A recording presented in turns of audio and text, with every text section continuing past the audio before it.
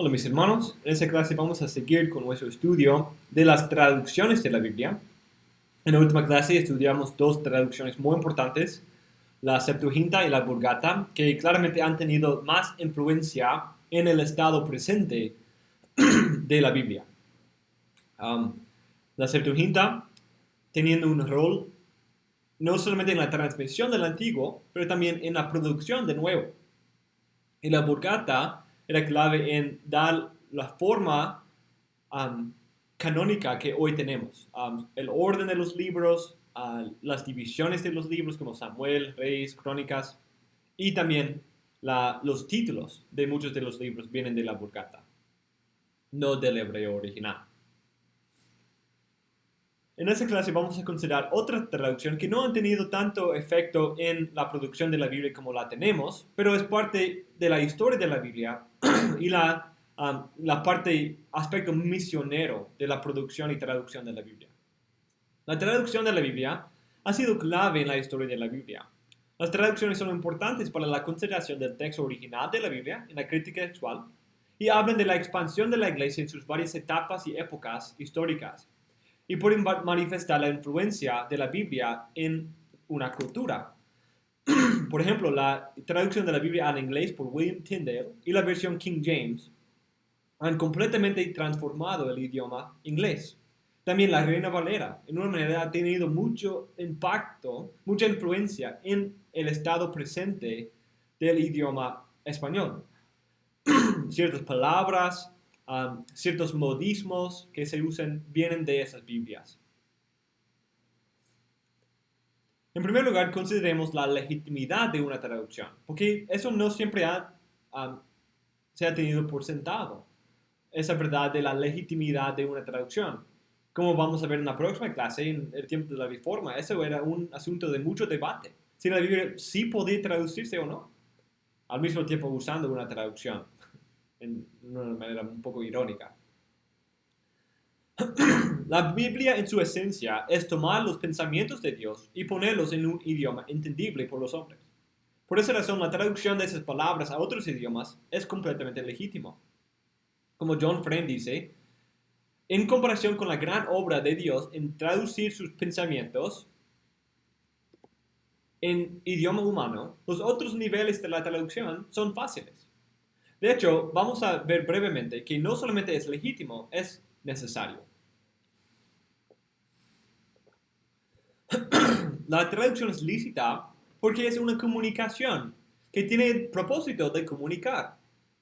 Es decir, no es un libro que tiene la intención de ser el punto de conexión para una experiencia mística sin palabras.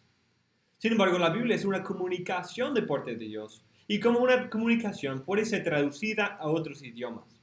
Aunque ciertos matices pueden perderse en la traducción, Dios ha diseñado el lenguaje y el ser humano con la capacidad de comunicar bien y en varios idiomas. También debido a nuestra convicción de la autoridad de las Escrituras, la traducción es clave.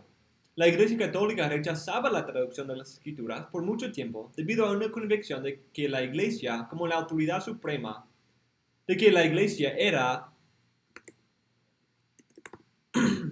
la autoridad suprema sobre la Biblia y la interpretación y entendimiento de la Biblia. Cuando la Iglesia es el intérprete oficial y la autoridad suprema, entonces el poner la Biblia en la mano de todos es malo y peligroso, como vamos a ver en el ejemplo de Wycliffe, Lutero y Tyndale en la próxima clase. Pero cuando entendemos que la Biblia solamente es la autoridad suprema sobre la fe, vida y conciencia de un cristiano, no tenemos derecho de poner un límite o obstáculo entre el cristiano y la Biblia. De hecho, la traducción debe buscar quitar esos obstáculos, como nuestra confesión de fe dice. Pero debido a que esos idiomas originales no son conocidos por todo el pueblo de Dios, que tiene derecho a las escrituras e interés en las mismas, y se le manda leerlas e escudriñarlas en el temor de Dios, han de traducirse a la lengua común de toda nación a la que sean llevadas, para que morando abundantemente la palabra de Dios en todos, pueden adorarle de manera aceptable y para que por la paciencia y consolación de las escrituras tengan esperanza. Nuestra confesión de fe afirma varios puntos importantes en este párrafo. Primero, la traducción es necesaria por la circunstancia en que la iglesia se encuentra. Es decir, debido a que vivimos en una cultura y tiempo en que los idiomas originales no se usan y no son conocidos por todos, la traducción es necesaria. Debido a que cada cristiano tiene derecho a las escrituras e interés en las mismas, debemos traducirlas. Es decir, la escritura es la palabra de Dios a cada cristiano y no es entregada a una institución para ser guardada y protegida del cristiano. Tercero, la traducción es necesaria porque el cristiano no puede cumplir sus mandatos sin ella. Debido a que muchos cristianos no conocen los idiomas originales, pero todavía tienen la responsabilidad de escudriñarlas, estudiarlas y obedecerlas, hay que traducirse. Ese trabajo no debe tomarse con ligereza. Una buena traducción tiene el objetivo de producir la misma realidad que la Biblia en sus idiomas originales. Adoración apropiada, paciencia en la adversidad, consolación en sufrimiento y esperanza en todas las circunstancias. Dios puede y suele obrar en esa manera en la Biblia, en sus idiomas originales o en la lengua común de toda nación a la que sean llevadas. Además del hecho de que la traducción fluye de nuestras presuposiciones, también es algo que tiene el apoyo del ejemplo bíblico. Por ejemplo, en la gran asamblea del pueblo que había regresado del exilio, que escuchaba la lectura de la ley por Esdras, la Biblia dice, y leyeron en el libro de la ley de Dios, traduciéndolo y dándole el sentido para que entendieran la lectura. En este tiempo era muy probable que la mayoría del pueblo hubiera aprendido el idioma arameo y se lo enseñara a sus hijos. Entonces muchos dependían de una traducción de la lectura. No solamente la traducción, pero esos levitas también estaban haciendo un poco de interpretación del texto para asegurar que todos entendieron, porque ese es el propósito de una comunicación, comunicar, ser entendido. Eso demuestra que Dios quiere que todas entiendan su palabra, incluso los niños y mujeres que son parte de la asamblea. En el Nuevo Testamento hay dos ejemplos del uso de una traducción. Primero, nuestro Señor probablemente hablaba el idioma arameo. Por ejemplo, podemos ver en las varias frases arameas que son incluidas en los evangelios. Un ejemplo claro de eso es la comparación de lo que Cristo dice en la cruz en Marcos 15, 34 a 36 y la versión hebrea. Hay diferencias porque Cristo está hablando en arameo. En arameo Cristo dice, Eloi, Eloi, lema sabachthani. En hebreo, Salmo 22, 1 dice, Eli, Eli, lama azavtani. Eso significa que los evangelios escritos en griego contienen traducciones de las palabras de Cristo al griego. Entonces, hay diferencias, aunque significan lo mismo, pero Cristo está diciendo o traduciendo el texto en arameo y los evangelios están traduciendo eso al griego. Todos los ejemplos que he dado hacen ese hecho claro. Marcos, por ejemplo, contiene varias frases en arameo y luego da su interpretación o traducción. El segundo ejemplo de traducción en el Nuevo Testamento es que la traducción griega del Antiguo Testamento, la Septuaginta, es usada mucho en las citas del Antiguo Testamento. De hecho, todas las afirmaciones acerca de la Biblia que podemos considerar en el Nuevo Testamento también se encuentran en el contexto de una cita a la Septuaginta. Como Jason DeRucci dice, el cristianismo se distingue por la forma en que su Sagrada Escritura mantiene todo su poder incluso cuando se presenta en diferentes lenguas. Mientras que el Antiguo Testamento fue originalmente redactado en su mayoría en hebreo, el idioma del corazón de los profetas del Antiguo Testamento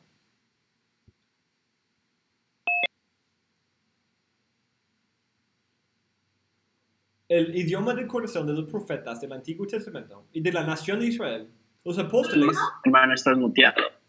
Los apóstoles del Nuevo Testamento no duden en predicar desde la Septuaginta para su audiencia de habla griega, convencidos de que todo lo que se escribió en los días pasados se escribió para nuestra instrucción, en que está citando, en el contexto de que está citando la Septuaginta. Aunque muchos en la iglesia primitiva concluyeron que la Septuaginta por esa razón fue una traducción inspirada, no es una conclusión necesaria. Sin embargo, lo que podemos aprender de este ejemplo es que la Biblia puede ser traducida y que el producto puede considerarse realmente la palabra de Dios inspirada por el Espíritu Santo.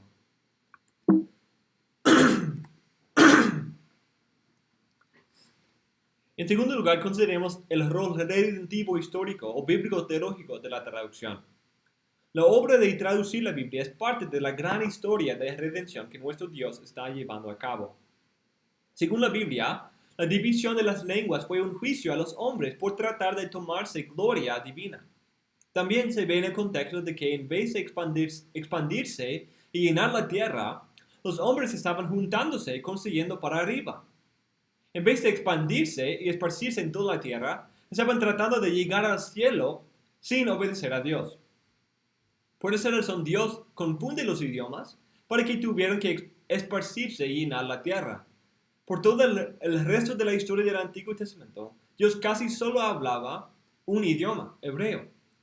El pueblo escogido de Dios era casi completamente limitado a un idioma. Pero con la venida de Cristo, la promesa era que iba a ser una luz a los gentiles, a las naciones. Una de las esperanzas es que la simiente de Abraham iba a bendecir a todas las naciones. Eso es lo que encontramos en la Gran Comisión. Y acercándose a Jesús, les habló diciendo: toda autoridad me ha sido dada en el cielo y en la tierra. Id pues y haced discípulos de todas las naciones. Pentecostés marca la cosecha de las primicias de este objetivo. Pentecostés marca la fidelidad de Dios a este plan de llenar toda la tierra con su palabra, el conocimiento de Él y su pueblo especial. Es por esa razón que los santos celestiales pueden cantar el Cordero diciendo: digno eres de tomar el libro y de abrir sus sellos, porque tú fuiste inmolado y con tu sangre compraste para Dios a gente de toda tribu, lengua, pueblo y nación. La traducción de la Biblia en cada idioma del mundo es una marca de ese proceso, ya que la palabra es el instrumento que Dios usa en la regeneración y santificación. Dios va a hacer esta obra en cada idioma que tenga acceso a su palabra. El Evangelio es el poder de la salvación a cada lengua, primero a los judíos y después a los gentiles. La traducción de la Biblia, por lo tanto, no es meramente algo lícito, sino es una parte de esa gran narrativa divina en que Dios está salvando a un pueblo especial de toda tribu, lengua, pueblo y nación. En nuestro análisis de traducciones, debemos dar gracias a Dios por cumplir sus promesas y darnos las riquezas de varias traducciones, ya que hay muchos que no tienen una Biblia traducida en su propio idioma, como estudiamos al principio de nuestro curso. También a la luz de esa realidad debemos estar llenos del mismo corazón misionero de muchos cristianos en el pasado para orar y buscar participar en nuevas traducciones. Eso le da a la traducción de la Biblia una importancia muy grande. En la clase anterior, estudiamos dos de las traducciones más importantes, la versión griega del Antiguo Testamento y la traducción latina de la Biblia entera. Esas son dos traducciones muy importantes para entender la historia de la Biblia. Claramente esas dos versiones han tenido mayor efecto en el estado presente de nuestra Biblia. Sin embargo, hay otras versiones menores que tienen un valor clave en el estudio de la historia de la Biblia, el progreso misionero del cristianismo y la crítica textual de la Biblia. Un ejemplo que podemos notar son los Targums arameos. Los Targums no son un producto cristiano en ese sentido no muestran el progreso misionero del cristianismo, pero son algunas de las primeras traducciones interpretativas del Antiguo Testamento que se usaban en las sinagogas. No son traducciones literales, sino más como una paráfrasis con interpretación. Los Targums oficiales originaron en los siglos II y III, pero nuestra forma de ellos viene del siglo V. Hay dos que son los más populares, que es el Targum de Onkelos sobre el Pentateuco y el de Jonatán sobre los profetas. Y tienen un rol importante en la traducción y la crítica textual del Antiguo Testamento, y a veces en la interpretación. Una de las primeras Biblias de traducirse, o el primer lengua que tradujo el Nuevo Testamento y el Antiguo Testamento después del griego, era la versión siriaca. Las versiones siriacas son traducciones del hebreo y griego a un dialecto de arameo siriaco. Arameo y siriaco son muy parecidos. Son dialectos como el español de Ecuador y el español de Cuba, o el español de España, lo cual es un poco más distinto. Ese idioma era el idioma de Siria y el reino de Edesa en los siglos después de Cristo. Edesa como al norte, en Antioquía y en esa área. Habían dos formas principales de esta traducción, la diatessaron y la pesita. La diatessaron era la armonía de los 4 evangelios creada por Tatiano, el apologista, al final del segundo siglo. Por mucho tiempo, hasta el siglo V, era la forma oficial de los evangelios usada en las iglesias siriacas, hasta que llegaron a dividir los evangelios y usar las formas canónicas. La segunda forma principal era la pesita, y esta palabra significa popular o básica. Empezó alrededor del primer siglo, pero la tradición indica que una gran parte de la traducción fue hecha en el siglo V por comisión del obispo de Edesa, Rábula. Hay mucha variación entre su estilo de traducción. En el Pentateuco es muy parecido al texto masorético, pero en las otras partes se puede ver la influencia de la Septuaginta. La historia del texto y el canon es un poco interesante. Esa iglesia en Edesa, aunque convertida muy temprana, tenía varios problemas y a veces estaba aislada del resto del mundo cristiano, quizás por límites lingüísticos y también por un interés en el oriente y no el occidente. Aunque no tenía tanto contacto con el occidente, sí tenía mucha influencia en el oriente, con manuscritos siriacos encontrados en India y China. Eso demuestra los propósitos misioneros que impulsaron la historia de la Biblia. Por mucho tiempo, su canon no incluía 2 de Pedro, 2 y 3 de Juan, Judas, y hasta hoy la iglesia siriaca no usa el libro de Apocalipsis. Como notamos en esa clase sobre el canon, Apocalipsis no se recibía en el oriente por mucho tiempo. Y en la iglesia siriaca, incluso hoy, a veces no se usa. Y por un tiempo el diatessaron se usaba casi exclusivamente. Debido a los varios problemas y debates, habían varios intentos de revisar la versión siriaca con varias bases textuales, la Septuaginta, el texto masorético o las revisiones, etc. Por esa razón, las versiones siriacas no son tan fáciles de usar en la crítica textual. Y esa iglesia se separó de la iglesia católica formalmente por su monofisismo después del concilio de Calcedonia. Ese evento en 451 es el concilio de la iglesia en que hicieron la declaración de la unión hipostática de las dos naturalezas distintas en una sola persona, en Cristo.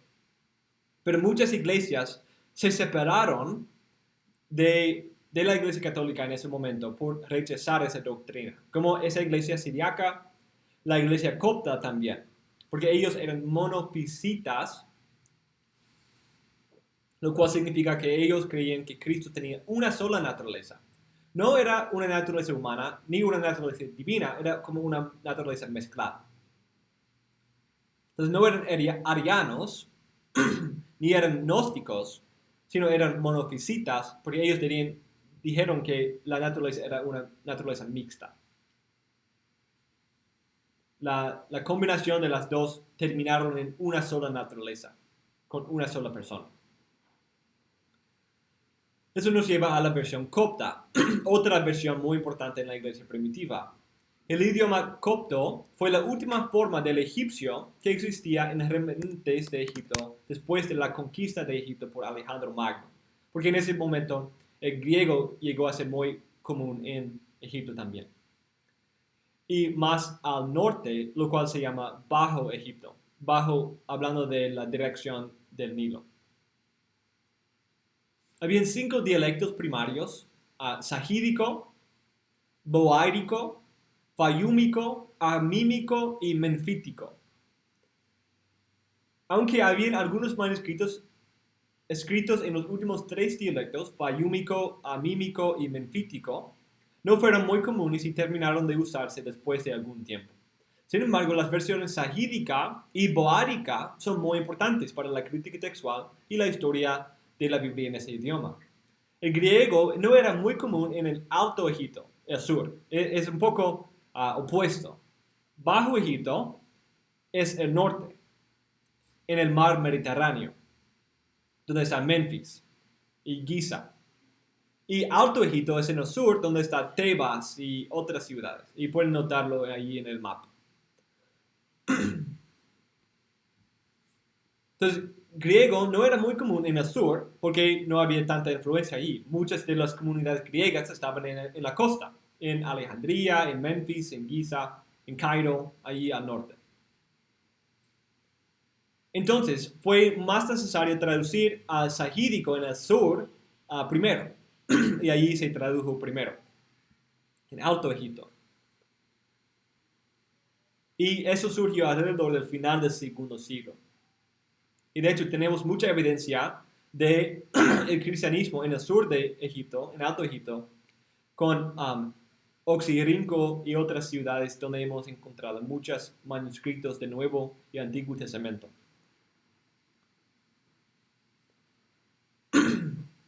Griego sí era muy común en el norte, en el Bajo Egipto, donde estaban las ciudades claves como Alejandría, que eran centros culturales. Por esa razón, la versión boárica surgió un poco después, y esa forma del idioma llegó a ser la versión oficial de la iglesia copta, que sigue hasta hoy, aunque recibe mucha persecución por los musulmanes que invadieron a Egipto en los años 700. Ese grupo se separó de la iglesia en el resto de Europa alrededor de 451 después del concilio de Calcedonia. Ellos también, como la iglesia siriaca, rechazaron la doctrina de la unión hipostática y afirmaron una forma de la herejía del monofisismo, que Cristo solo tenía una naturaleza. A pesar de esos problemas que surgieron luego, la versión copta tiene algún valor crítico textual porque vienen de un tiempo muy temprano, lo cual puede ser un testigo muy temprano al texto del Nuevo Testamento. La versión gótica demuestra claramente la naturaleza misionera de la producción y traducción de la Biblia. En contraste con varias de las otras versiones, sabemos un poco más acerca del origen de esta versión. Esta fue traducida por un cristiano romano llamado Ulfilas, quien había sido capturado con sus padres cristianos por los bárbaros germánicos góticos cuando era muy joven. El idioma gótico pertenecía a algunas de las tribus germánicas que invadían Roma en ese tiempo del norte. Cuando Ulfilas se convirtió, creó o inventó un alfabeto para el idioma gótico y de allí tradujo la Biblia en ese idioma para poder evangelizar a los bárbaros. Él tradujo toda la Biblia excepto el libro de Reyes por temor del efecto que podían tener en los góticos. Debido a las conquistas y las luchas y los reyes y todo eso, él tenía temor de que iba a influenciar y darles una justificación por sus técnicas de guerra y su barbarismo. Hoy solo tenemos algunos fragmentos del Antiguo Testamento y casi la mitad de los evangelios preservada en algunos manuscritos del siglo V y VI de ese idioma. Pero era el intento de un cristiano de evangelizar un pueblo muy terrible y muy bárbaro, pero inventó una forma de escribir para poder traducir la Biblia y evangelizar a este grupo. Eso pasa mucho en la historia de la Biblia. La versión armenia es una traducción que también demuestra la naturaleza evangelística y misionera de la producción y transmisión de la Biblia. Armenia es una región pequeña al noreste de Siria, al norte de Siria. Esa región fue evangelizada por cristianos siriacos en el siglo III y un rey de Armenia, Tirídates, quien reinó al final del siglo III, se convirtió al cristianismo y hizo que Armenia sea el primer reino cristiano del mundo. Como en la versión gótica, un alfabeto y sistema de escritura tuvo que inventarse para hacer la traducción. Es probable que esto fue por el mandato del nuevo rey cristiano, sino por misioneros que le evangelizaron.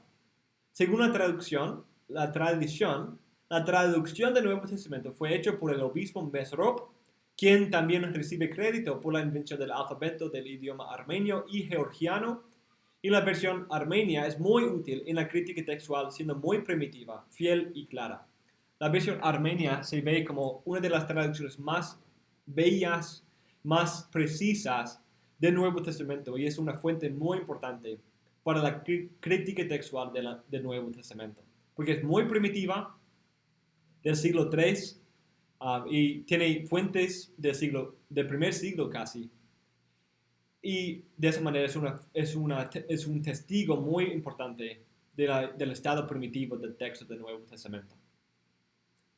La versión georgiana pertenece a una región próxima a Armenia que se llama Georgia.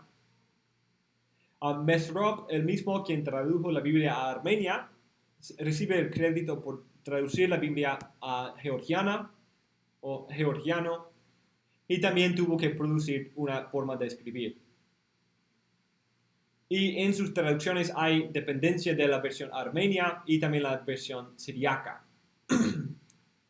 Y ese mismo Mesrop también parece haber traducido la Biblia a un idioma que se llama albania o albaniano, que no sobrevive hoy en manuscritos. Entonces, ese autor o ese obispo, Mesrop, tradujo la Biblia en por lo menos 3 idiomas y para cada uno tuvo que inventar una forma de escribir.